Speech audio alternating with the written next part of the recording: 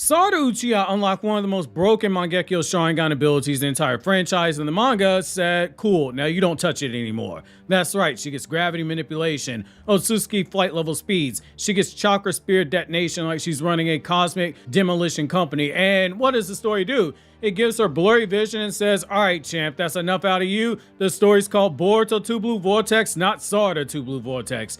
At this rate, the Uchiha clan doesn't need enemies. Their own optic nerves are the final boss, and with Sarada, it's a double final boss because she's an overpowered female in a battle shonen meant to sell magazines to teenage boys. And I know some of you guys are panicking saying, why isn't she just using her second Mangekyo Sharingan ability then? Why is it being saved? Is this a case of bad writing? Is this the monthly manga pacing torture that people talk about? Or my personal favorite, did Ikimoto forget that the Mangekyo Sharingan has two powers? Well, relax, because that's not what's happening in this situation. What's happening right now isn't hesitation, it's really restraint. And restraint in storytelling, that is power, unless it's the kind of restraint that 50 Shades of Naruto, The Adventures of the One-Eyed Ramen Noodle Doodle, that type of restraint probably would not be something that will fly very well in a battle shonen. Join me in today's newest Naruto Explained video, where your OBC, your original Boruto chief, is breaking down why Boruto's manga is intentionally saving Sarada's second Mangekyo Sharingan ability, why it makes perfect literary sense, why she almost certainly won't use it against Mamushi, and why Hidari is probably where the real payoff is waiting for us as an audience. And yes, we are going to talk about delayed payoff, because monthly manga in this TikTok era is basically asking an audience raised on 15-second dopamine hits to appreciate a slow-cooked narrative tension. That's like asking someone to enjoy a 5-course meal when they're used to drive-through chicken nuggets. But trust me, this is deliberate, especially when you realize that Ohirume was debuted to be a very powerful jutsu for a reason. So back in that Ryu battle, Sarada revealed her Mangekyo Sharingan ability Ohirume. And Ohirume was absolutely absurd. She can manipulate the gravity of whatever's in her eyesight. She can control multiple targets at once. We know based on Ikimoto's database entry for her in the manga that she can reach Otsutsuki flight levels of speed. She can create chakra spears that can detonate targets. Essentially, she can weaponize the battlefield itself when you think about it. That's not standard Mangekyo Sharingan ability. That's a this breaks the fights in general ability, but there's a catch. It costs. All Mangekyo Sharingan powers come at a cost, but this one really comes at a cost. And we saw the price of the jutsu being something that is rivaled only by the number of times that Scoutmaster Jigen used to tell Kawaki at the car hideout that it's a better place than Orochimaru's island. So what's the price? Well, after extended use, Sarada not only has an enormous chakra cost, but also she also gets her vision blurred after a couple uses. That's not cosmetic. That's just narrative signaling. That's the manga telling you this ability is powerful enough that it demands sacrifice potentially faster than what you saw with some other characters, though that is debatable. And when you look at the flight aspect, that is also something very important. To fly in Otsutsuki levels of speed, we are told how she has to do it. She must rotate those spears faster, and that comes at a higher chakra output for a jutsu that's already requiring a lot of chakra. That is greater mental strain. That is also increased optic stress on eyes that are gonna go blind, which means that you're getting faster degeneration. So when fans are saying, why doesn't she just fly at max speed all the time? That's a very easy answer. She likes having eyesight. This isn't a free superpower. This is an Uchiha superpower. Historically, Uchiha powers come with interest rates that will make a loan shark blush, especially when the fine print says you have to pay with your eyes. So no, we're probably not going to see her casually zooming around like she's late for an interdimensional Uber or making a mad dash for Boruto after she learned that Sumire was the only one who could hold Boruto's sword, because narratively, that would only accelerate her blindness too quickly. And the manga isn't burning through that arc just yet, though that Uchiha crazy gene is not something to be underestimated. Once she learns that Sumire made that sword for Boruto, Sarada's Haruno and Uchiha genetics, they might kick in and she might go blind trying to save the guy. Also, she can get him to hold her hand, so she gets to say Boruto's hand is so big and strong. Meanwhile, she still has one good eye, so her and Boruto can skip the matching t-shirt phase of couples because they already got the matching I can only see out of one eye problem going on. However, jokes aside, this is exactly why Sarada will not use her second Mangekyo Sharingan power against Mamushi, and it's not because of Boruto, it's delayed payoff. She's fighting against Mamushi. Does she have to use her second Mangekyo Sharingan ability in this fight? I don't think so. The reason is very simple. She doesn't need to. She's not alone. And that is very important. In Naruto, teamwork isn't just thematic. It's not just a word that is thrown out there. It's structural. Teamwork exists to cover weaknesses. Naruto, when you read the manga closely, and Naruto's fights, especially early on, part of what made Naruto so special to read is the manga did a really good job of using teamwork. However, one thing that we did see is that when Sarada fought against Ryu, it was Sarada who was carrying the burden. That's why Ohirume making her pass out after using it was so important. But up against Mamushi, in this upcoming chapter, she has help, and that changes the calculus. If she doesn't have to burn her eye out, she won't do so, because this isn't a story about self-destruction, unless it's deranged Uchiha syndrome kicking in and then all bets are off. Under normal circumstances, a Naruto story, at its very heart, is a story about growth. Using her second Mangekyo Sharingan ability here would be an escalation without a narrative necessity. And escalation without necessity outright kills tension. And if you're a long-term viewer of the channel, you know exactly why that's important, because without tension, you have no conflict. Without no conflict, you have zero story. To appreciate this, you also have to understand and appreciate why writers use delayed payoff and what delayed payoff is. So we're going to talk about literary structure, because every time I bring up the concept of delayed payoff, it never fails. Somebody asks me in the comment section, what do I mean by it? And I do get reminded at times that I have a tendency to turn into a literature nerd faster than Sasuke told Sakura pegging was nothing new to him, but it might be new to her because she didn't spend 3 years with Orochimaru doing things in the name of growing stronger. Naruto wasn't the only one told that a real ninja endures. A delayed payoff is when a story introduces a powerful element and intentionally withholds it, and withholds its full use until a more meaningful moment. That powerful element doesn't necessarily have to be a fancy jutsu like you see in Battle Shonen. A powerful element can be something to do with character development, for instance. It allows you to build anticipation. It also creates a narrative tension. It ensures that when the reveal happens, it matters. If Sarada unlocked both Mangekyo Sharingan abilities and spammed them in back-to-back fights, what happens? The mystery disappears. You already know what her powers are. The escalation ceiling, it drops. Future fights are going to feel smaller. By withholding her second ability, the manga preserves narrative currency. Think of it like this. If you show your hand in the first round of poker, what do you have left? Nothing. You get beaten. Everybody already knows what you can do. Delaying the reveal, it allows you as a writer to exercise power in reserve. And in monthly manga storytelling, especially in long-running sequel stories, you need that reserve. And you can honestly take that approach simply for the fact that ideally fans reading the story are familiar with how things work in that universe.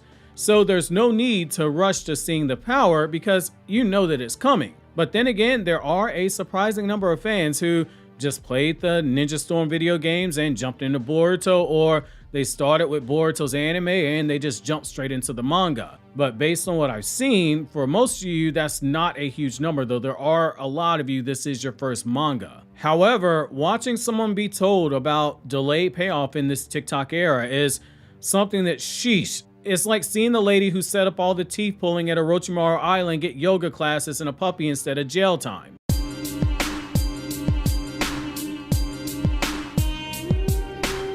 So let's be honest though, monthly pacing is hard. I've talked about it before. With my Dress Up Darling, I would just let chapters build up because I was not gonna sit there and read 18 to 20 pages each month. Same thing like with the Rurouni Kenshin stuff. When the Hokkaido arc releases chapters, I would just let it build up instead of just reading them as we get them. So as a Boruto fan, I get it. You're waiting 30 days for 40 pages. In 2026, it's like being told that your food is being prepared by an artisan while your stomach is busy filing a hunger complaint. You want your food now. But here's the thing to remember, storytelling does not bend to impatience. If anything, when we look at how Boruto's operated before, it thrives on a slow burn setup. A lot of people forget, Sarada's Mangekyo Sharingan reawakening itself was a delayed payoff. We don't need to be reading bullet points of a story like we saw with the Mujina Bandits arc and the early portions of the Kara arc and have to say, let's wait for the anime to flesh things out. When you look at Sarada, her development has been gradual. The same is true for that 20 chapter build up to omnipotence happening. There was a lot of bitching and moaning going on during that 20 months, but then once the plot twist happened, it hit hard and people started throwing around words like peak all of a sudden. And if you think holding back a second Mangekyo Sharingan ability for potentially a couple of arcs is unbearable, imagine being a Sasuke fan back in 2008 when Naruto's manga was weekly. You spend all that time waiting for Sasuke versus Itachi, and then you learn afterwards not only did Sasuke win the fight on a fluke, but his brother let him win, was fighting him completely blind, and Sasuke was lied to his entire life. Delayed payoff is not incompetence. It's an investment. Sometimes investments, they take a little bit of time in order to pay dividends. My people who understand compound interest know exactly what I'm talking about here. However, you might be asking, but why doesn't she use the power now so she knows how to use it in the future?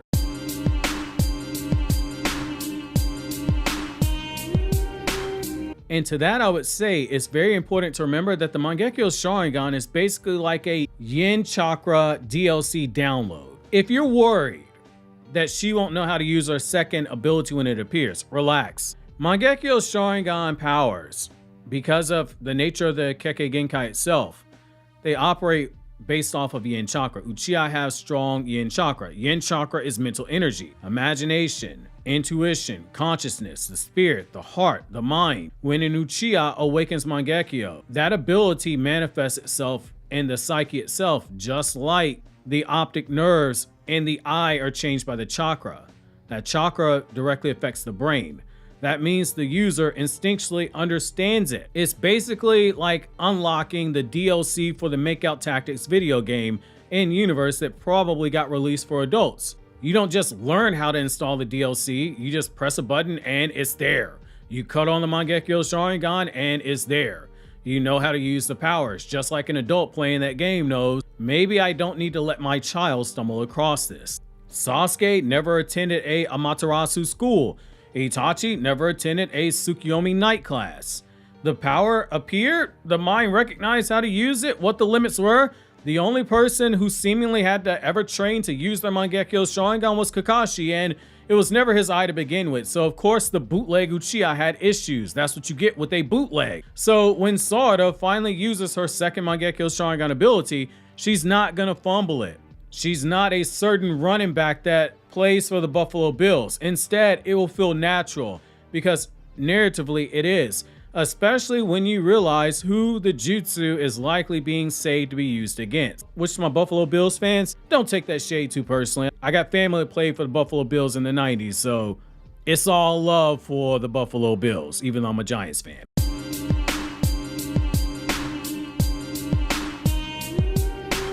So if it's not Mamushi, you might be asking, who will it be? It's Hidari. Hidari is personal. Hidari is symbolic. Hidari represents Sasuke's chakra and potentially Sasuke's memory. Remains to be seen, but potentially. He also represents Sasuke's legacy inverted. He also represents Sasuke's influence inverted. That fight carries a lot of emotional weight, and there's a huge symbolism with that fight that I'm going to talk about later. Not in this video, because that's worthy of its own video, but the Mangekyo Sharingan, when you really think about it thematically, it thrives on emotional intensity. Hell, the Mangekyo Sharingan awakens because of heightened emotional intensity. Revealing her second ability against Mamushi, that would not be spectacle. That would be something that if I was in the editorial room, I would smack Ikimoto in the face and say, don't you dare use it here. Revealing against Hidari now, that would be a catharsis. That would be something that you need. And catharsis is stronger. You don't waste your narrative nuke on a mid-tier boss fight.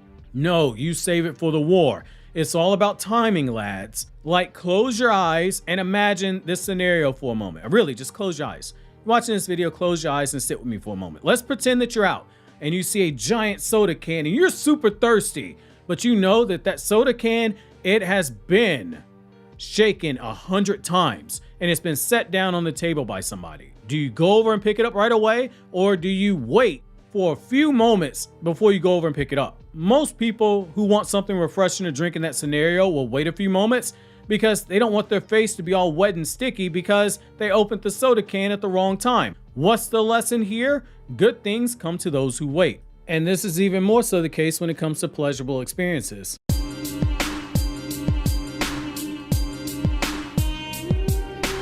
Now, this arc is also very important when you consider for Sarada, this is also a discussion on power scaling versus character arc. So we do have to take a step back here because with Boruto being a sequel to a battle shonen, it's very easy to get caught up on the scaling part, but this isn't about dominance. Instead, it's about balance.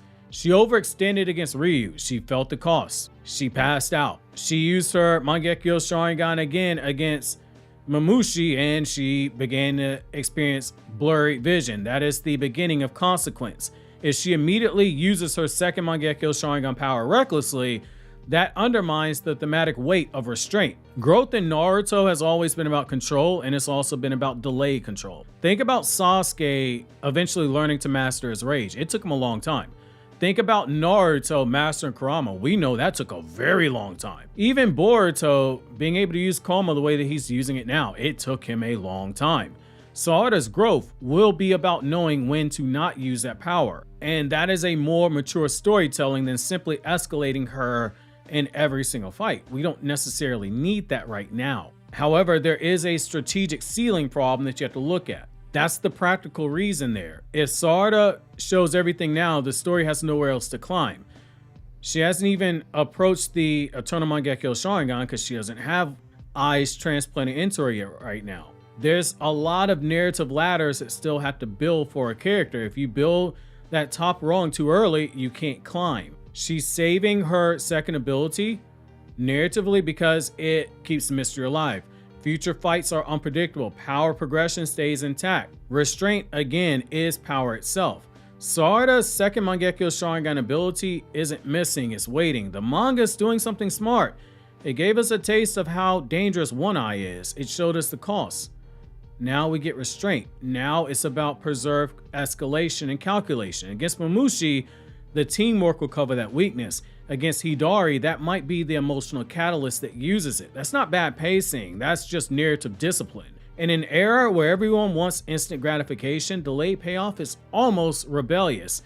Because sometimes the most powerful move in a story is the one that a character chooses not to make. And trust me, when Sarada finally opens that second eye ability, it's not going to be casual. It's going to hurt, probably emotionally, probably physically, definitely dramatically in the eyes of readers. And when it lands, it's definitely going to matter. Obviously, if you enjoyed this video, consider subscribing, clicking on the left to check out more videos from Naruto Explained, like the new episode of Naruto Most Wanted, going over Orochimaru, or click here on the right to check out videos from my Anime Explained channel.